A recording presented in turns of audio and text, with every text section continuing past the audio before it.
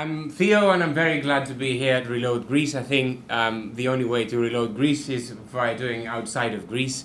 If we're going to try and do it from Greece, then we need cranes. Anyway, so I'm going to talk about how I followed my passion, and I've highlighted some points, in fact the 11 points, which I thought they were significant in my career. And I will talk about this journey, which starts with a train. In 2006 I was in Japan, and at the time I was doing a postdoc in molecular genetics in hereditary breast and ovarian cancer. And I had spent 12 years of my life here in the UK prior to going back to Greece in order to study, and I was gaining scholarships, I was publishing articles. I had a pretty good career as a researcher, and then everybody was very happy about me, apart from myself. Because I felt as if I was on that train, the Shinkansen train, which used to be the fastest train in the world, and I was going somewhere, but I didn't know where I was going. But the problem was that I didn't know when to get off. So I decided to get off that train and start thinking as to where I was going and why I was doing what I was doing. And usually you get two signs when you're not very happy with yourself. One is you get depressed. You get depression spells without any obvious reason. And the second one, you're not performing very well at the work that you're doing. So I was doing research in genetics, and according to my standards, I was performing at 7 out of 10. Everybody else thought I was doing a 9 out of 10, but I knew I was doing a 7 out of 10. So I wanted to look again into myself to see what on earth do I really want to do in this life. And I was 33 at the time. And I had to get out of this comfort zone, because the next step for me as a researcher was to become a lecturer, and it was going to happen in Greece at Demokritos Research Institute. But then I thought, no, I will not do that. And then I went through a second puberty. I did everything which I probably hadn't done for years. I decided to set up with my friends a shipping brokering company, which probably has the world record of a short life. We started it in January 2008, and it went bankrupt in August 2008. So that was my entrepreneurial part. Then I thought, okay, I've always been good in comedy. Let's try some stand-up comedy. I've never done this. I want to try this. It went very well, because in all times, I think I did 6 performances. All 4 of the people were laughing. My mum was one of them, the director, and usually the bar owner who wanted to to encourage people to laugh. And then there was the element of luck with the 4th person. But anyway, and then I thought, okay, let's try and acquire some knowledge. I'm going to do some traveling, and I did it on a shoestring because I didn't have very much money, and I strongly encourage people to travel. Especially if they can combine it with work. But still, even if you go on a holiday, it's probably the one of the best ways to get knowledge from the world. And I went everywhere, not just that year, all throughout. And then I thought maybe I should optimize that. Let's try and combine it a little bit with my knowledge and skills. How about if we film green points of interest along the way from Athens to Beijing? So we did a road trip, the Green Project, which is an organization about highlighting the importance of green points of interest, such as photovoltaics, geothermia, insulated houses in the desert that do not require air conditioning, etc. And that was one of the road trips that we did. Then we did another one in 2010 from Athens to Cape Town, took 6 weeks.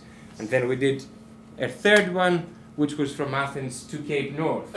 All this was in that procedure of trying to see what on earth I wanted to do. And then by looking around, I participated into one of those competitions organized by the British Council called Fame Lab, where we had 3 minutes to explain our scientific story to the public in an entertaining and clear way.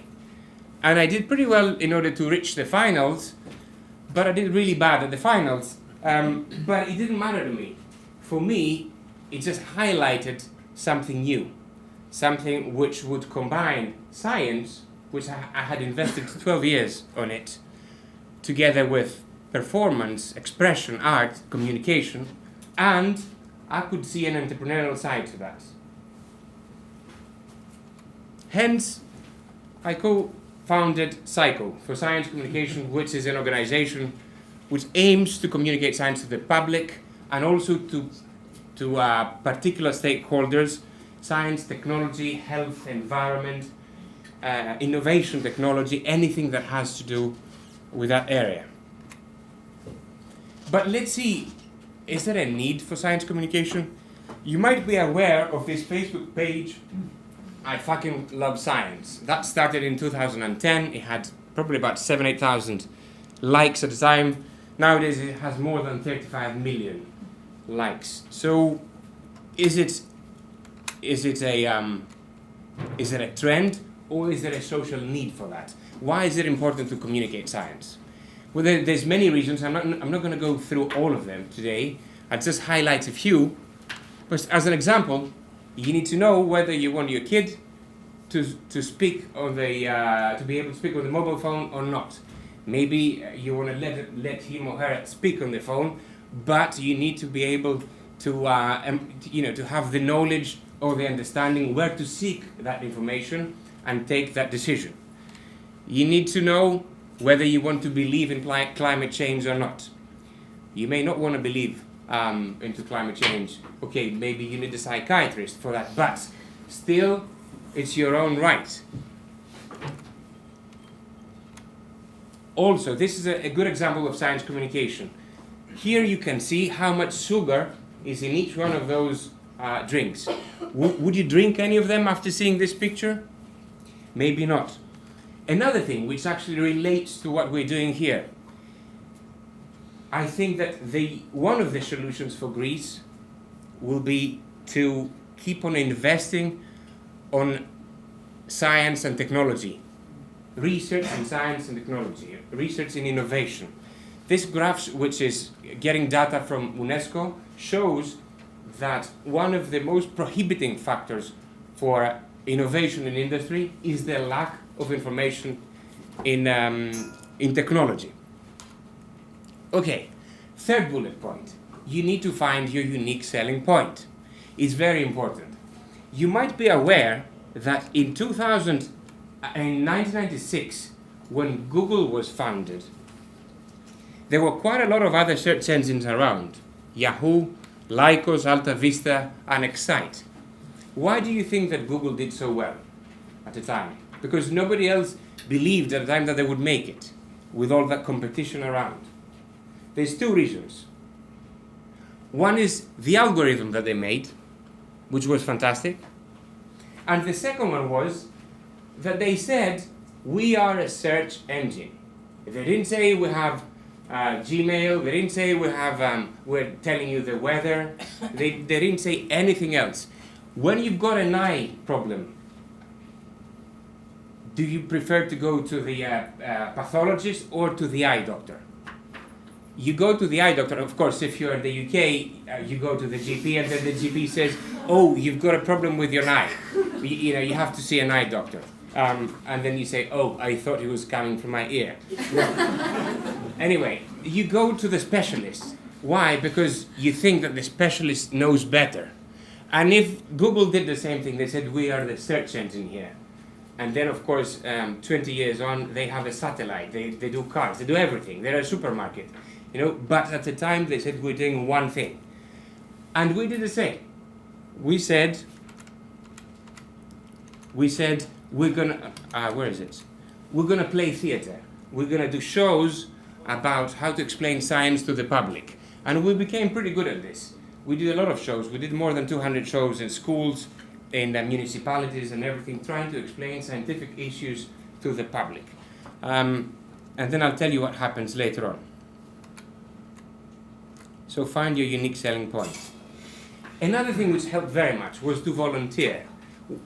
I advise this to people who are unemployed or start-uppers, to spend their time in volunteering in things that are related to what they're doing.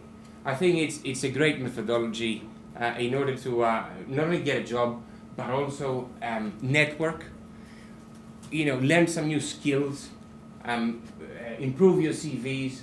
And the other funny thing is that whenever I am really, really mega busy, this is when all the job requests come. When you're idle and doing nothing arises, for some reason. So keep yourself engaged. And this is what we did. We volunteered in several things, and I personally volunteered at TEDx Athens from 2010 to 2015. Why did I do that? Because I thought that innovation and good thoughts and leadership needs to come to Greece. At the time I didn't have anything in mind. All I wanted to do was to give to my country, to give to this organization, to give to the community. And you know how much it has paid back to me? Really, I cannot count how much benefit I got from that volunteerism over these years. The other thing, okay, you're going to say you had your crazy idea, you had your theatrical team. How on earth do you go ahead? How do you fund this thing? How do you proceed?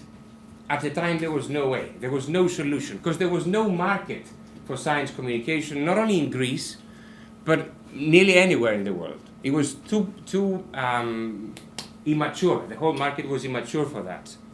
So what did I do? I hitchhiked. I started working for a multinational pharmaceutical company in order to be able to finance myself. And in the evenings, I was working on SciCo. At the same time, I thought that I learned more marketing and strategy in AstraZeneca Pharmaceuticals than 12 years genetics, while I was doing my research. Because that corporate environment was so tough and so solid that really it was like doing an MBA in a way. And I think I think you gain the best of both worlds when you have managed to combine some kind of academia together with a corporate world in your background. Then you have to create some kind of a business model. Because, okay, I was then in Astra, then I left. I wanted to do my own thing. It had matured a little bit. And what did we do? The main reason I'm showing to you this model is to explain to you that there aren't any prototypes. You prototype your own idea and your own business model. This is what I did, what we did rather. We wanted to do science communication. In order to do that, you need some tools. You need HR, you need ideas, and you need basically some funding for it. Okay?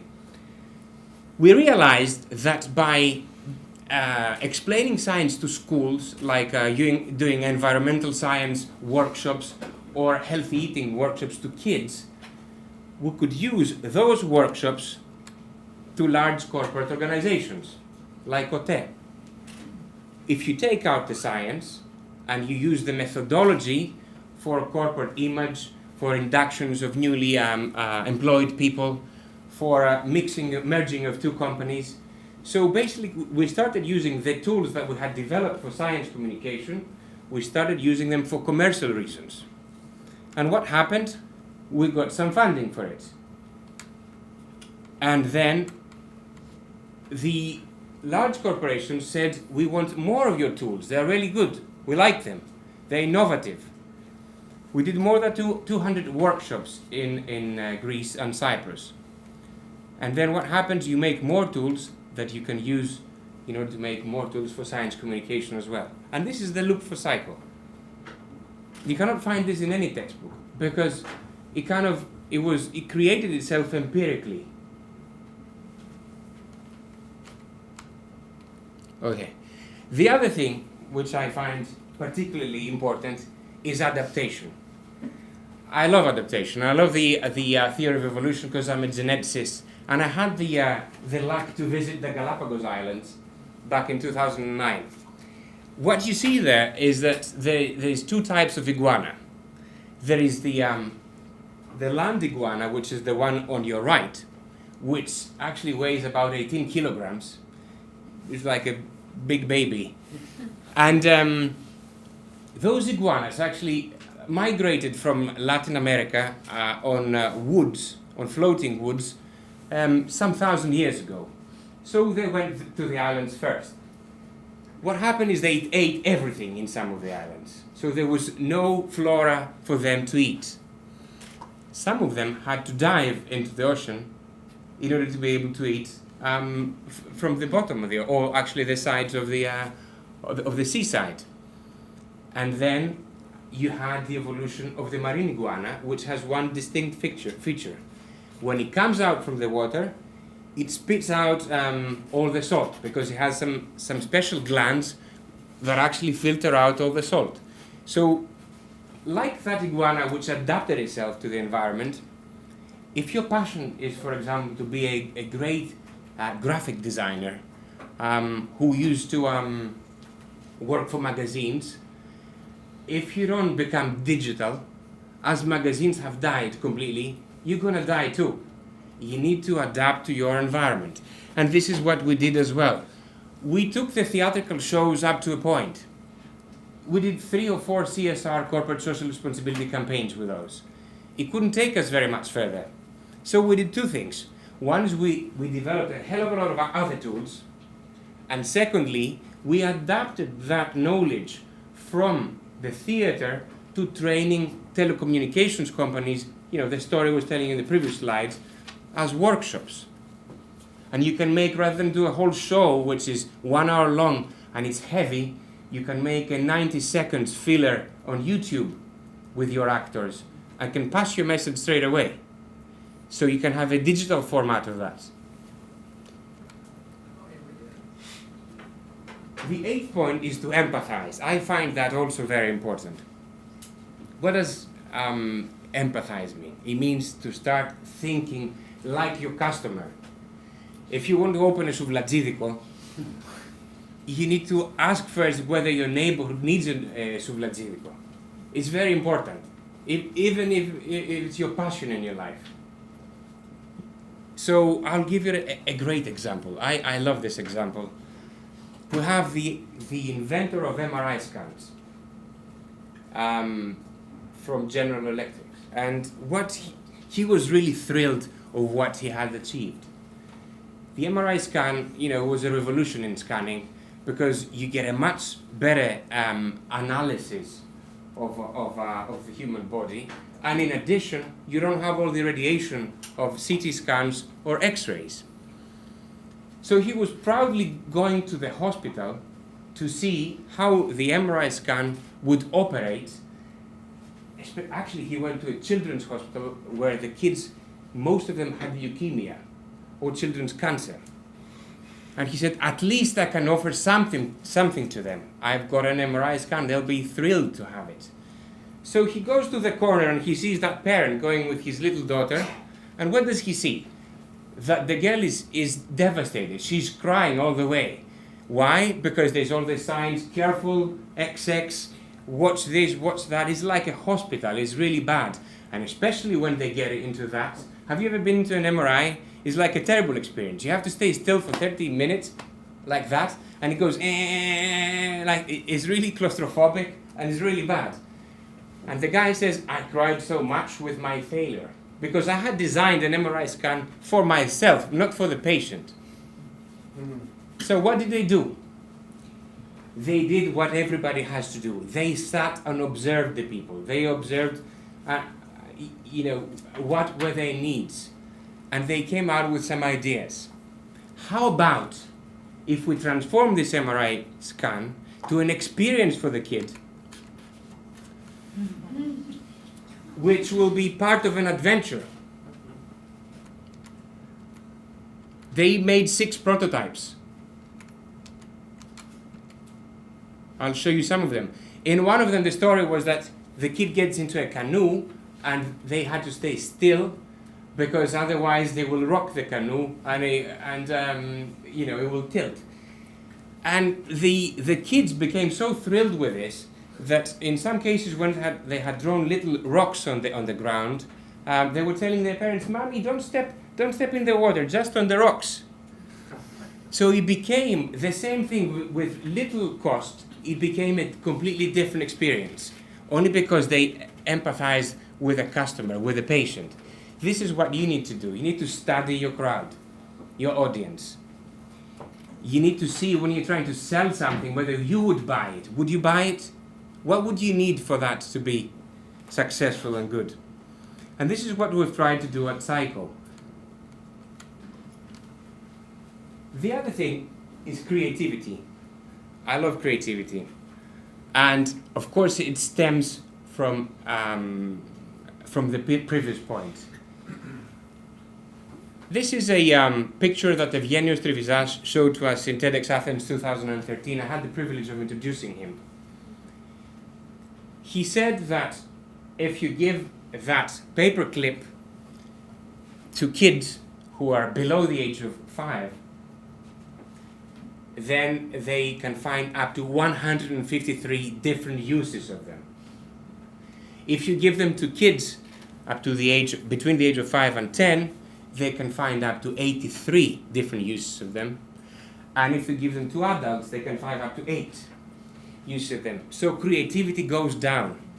And why does it go down? Because when we're born and we grow, all the social software come into our heads. I see the same with my 5-year-old son. You can have my auntie, who is like 80 and she's really in love with him. She will go and buy a present. She will spend 100 euros and she will bring it to him. And he might see it, and if he doesn't like it, he will just say, "Oh, I don't like it. I'm never going to play with that." Of course, this is rude. I'm not encouraging this, but you're hearing an unfiltered view, which is probably, if the same had happened to us, we would say, "Oh, this is excellent. This is what I had always wanted to have. This is a great present. I will be playing with this all the time." But of course, this is not true. We wouldn't be playing with that all the time. So creativity decreases because all the software, the society software, comes into our heads. And we need to keep it active. And how do we keep it active? By understanding our public, our customers, and by collaborating. When you collaborate and you do it well, then it works. We do an exercise which we call it storytelling in SciCo, and we'd use it for management skills as well. What is this about? Normally, you go into a meeting in a large corporation and you have 12 people there, and there is somebody who is usually the most senior, comes out with an idea. They spend 3 hours, so basically 12 people, 36 hours, working hours in there, and then they discuss around it, and in the end, what happens? We do the idea of the most senior person, the one that the whole conversation started with. But this is not creative talking. Creative talking is when you say something, and even if it's a bullshit, I will let you finish it, and then perhaps try and take something from what you said and build on it. And then the next person does the same and the same and the same. So rather than saying yes, but, in those meetings, you should say yes and then it will take creativity further. Also, with regards to teamwork, you probably are aware that in the 2014 World Cup in Brazil, Portugal had Ronaldo, Brazil had Neymar, Argentina had Messi, and Germany won the World Cup because they didn't have anybody. They were a team. I'm not showing this because I supported Germany. I didn't. But, it's a good example of teamwork. So, and the final point, which I would like to raise, is you have to appreciate at some point your work. This is a personal kind of story here. Again with SciCo. It's September 2015. We started, as I said, in 2009 with the theatrical shows, and in 2015 we have 700 volunteers working for us on a regular basis. We have, we did a successful TED Med event with 1,000 people capacity, sold out. We were running projects in several countries around Europe, and we had offices in Athens and in Cyprus, in Greece and Cyprus. We were 12 people full-time in SciCo, and we were running science festivals in Athens, Technopolis. The next one is coming up on the 5th of April, by the way. I might have the time to show you a 2-minute video on it. Thessaloniki Science Festival, the Mediterranean Science Festival in Cyprus, performances in more than 30,000 people, etc., etc. I will go into this in a minute. And then I get depressed because we didn't make it to do the science festival at CERN in Geneva. You shouldn't get into this kind of trip. You should appreciate what you have achieved. Stand back and realize what kind of way you are and how well you've done. You need to appreciate your work every now and then. Otherwise, it will drive you crazy, because the sky is the limit. So I strongly advise this, because it really can get you going and going and going, and it can get you seriously depressed, this kind of hunt for scaling and success and whatever everybody has into their heads. Okay, let me just show you, since I think I have a little bit of time, that 2-minute video.